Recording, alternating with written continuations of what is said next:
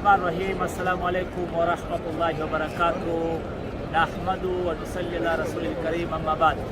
Ndugu zangu popote pale mlipo, alhamdulillah, mahujaji wamemaliza ibada ya hija, wamekwenda katika viwanja vya Arafa, wamekwenda katika viwanja vya Muzdalifa na hatimaye wamemalizia kufanya rami katika viwanja vya Mina, na wengine wameshafanya tawafu ifadha, wengine wameshamaliza mpaka tawafu wida na washaenda Madina.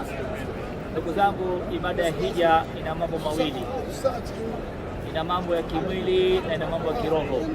Ama kimwili ni zile amali zote ambazo tunafanyishwa katika ibada ya hija, kama kwenda Mina, lakini vile kwenda Arafa kuwepo pale, lakini vile kwenda Muzdalifa kulala pale na kufanya tawafu mara 7 katika nyumba hii takatifu, lakini vile kufanya Safa na Marwa. Hii yote ni ya kimwili, lakini kuna kiroho ndani yake. Unafanyishwa hii ya kimwili ili ile ruhania ipatikane, na ruhania ya hija ni yale mambo manne yale. Jambo la kwanza kabisa ambayo unapata katika Jabal Rahma pale katika viwanja vya Arafa ni ile tobatun nasuha ya mtume wetu Adam alayhis salam. Adam alayhis salam, baba yetu, baada ya kuondolewa katika janna, akaomba dua sana ya kumwomba Allah subhanahu wa ta'ala msamaha, rabbana dhalamna anfusana wa in lam taghfir lana wa tarhamna lanakunanna minal khasirin. Amerudia amemwomba Mola wake zaidi ya miaka 40. Baada ya hapo Allah subhanahu wa ta'ala kashusha rehema yake katika Jabal Rahma na akamsamehe. Sasa jambo la kwanza natakiwa ipatikane tobatun nasuha, hii sifa kila haji aondoke nayo. Lakini jambo la pili, utayari wa Ibrahim alayhis salam. Ibrahim alayhis salam alipopewa amri ya kumwacha mtoto wake na mke wake katika mahala ambapo hapana sababu yote ya maisha, hapana chakula, hapana maji, hapana watu, lakini alhamdulillah kakubali yeye kwa sababu ya kutii amri ya Mola wake, akawaacha hapo. Lakini vile utayari wake mwingine pale ambapo alipewa amri ya kuchinja, vile akawa tayari. Lakini utayari wa vile mama Hajra radhiallahu anha, yeye amekubali kuachwa katika mahala ambapo hapana sababu yote ya maisha. Hebu fikiria wake zetu wangekuwa katika hali ingekuwaje? Hebu fikiria wanawake wa sasa hivi uende ukamwache huko, ingekuwaje? Lakini hapana, hao ambao walikuwa wamekubali kuwa tayari kwa jambo lolote kwa ajili ya Allah. Kwa hiyo Ibrahim alayhis salam kawa tayari, mama Hajar kawa tayari. Lakini vile sifa ya kujislimisha, kuwa tayari kuchinjwa kwa ajili ya Allah subhanahu wa ta'ala ya Ismail alayhis salam. Subhanallah, mtoto mdogo anamwambia babake, nifunge macho usije ukaona macho yangu wakati unanichinja, ikapatikana huruma alafu ukaacha kutekeleza amri ya Mola wako.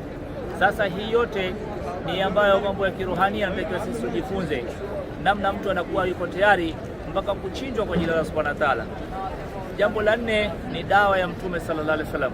Ndugu zangu, katika viwanja vyote hivi vimepewa utukufu baada ya kufanyika kazi ya Mtume sallallahu alaihi wasallam, kazi ya dawa, kazi ya kuwalingania watu kwa Allah subhanahu wa ta'ala. Viwanja vyote hivi vimepata utukufu kwa sababu vimefanyika harakati ya juhudi, namna gani kila mmoja aweze kuelekezwa kwa Allah subhanahu wa ta'ala, namna gani kila mmoja aepushwe na moto wa jahannam, aingizwe katika janna. Kwa ndugu zangu, hivi vitu ndio vya kiruhania, mambo manne haya: tobatun nasuha, utayari wa Ibrahim alayhis salam, utayari wa mama Hajra, kujislimisha kwa Ismail alayhis salam, lakini vile dawa ya mtume wetu Muhammad sallallahu alaihi wasallam. Ndugu zangu, viwanja vyote vimepata utukufu hivi kwa sababu pamefanyika harakati, pamefanyika juhudi ya dini.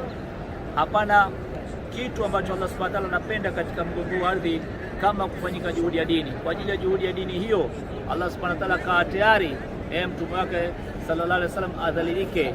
Tumekafanywa vitimbi gani hapa katika mji wa Makka, kafanywa vitimbi mbalimbali, lakini vyote Allah subhanahu wa ta'ala amekuwa tayari mtume wake sallallahu alaihi wasallam adhalilishwe, atukanwe, afanyiwe kufanyiwa, anyime chakula, apigwe karantini, yote kafanyiwa kwa sababu ya juhudi ya dini. Kwa ndugu zangu, juhudi ya dini ndio kitu ambacho Allah subhanahu wa ta'ala sisi katuletea hapa duniani.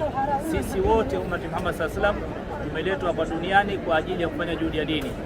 Allah subhanahu wa ta'ala anasema, nyinyi umma bora, mmetolewa kwa ajili ya watu, kuamrisha mema na kukataza mabaya, na mnamwamini Mwenyezi Mungu subhanahu wa ta'ala. Kwa ndugu zangu, kwanza kuamrisha mema, kukataza mabaya, halafu imani inapanda. Masahaba walikuwa hawamjui Allah subhanahu wa ta'ala, lakini baada ya kufanya juhudi ya dini Allah subhanahu wa ta'ala kapanisha imani katika maisha yao. Kwa ndugu zangu, tujitahidi sisi tuchukue hizi sifa 4 tutoke nazo. Juhudi ya Mtume sasa mtuende nayo. Allah subhanahu wa ta'ala tukubali inshallah, mahujaji wote Allah subhanahu wa ta'ala kubali hija yao, na wote vile vile wengine walikuwa hawajafika vile vile Allah subhanahu wa ta'ala ajalie waweze kufika katika viwanja hivi waweze kufanya ibada ya hija. Jazakumullahu khair wa ahsan jazaa fi darin. Shukran.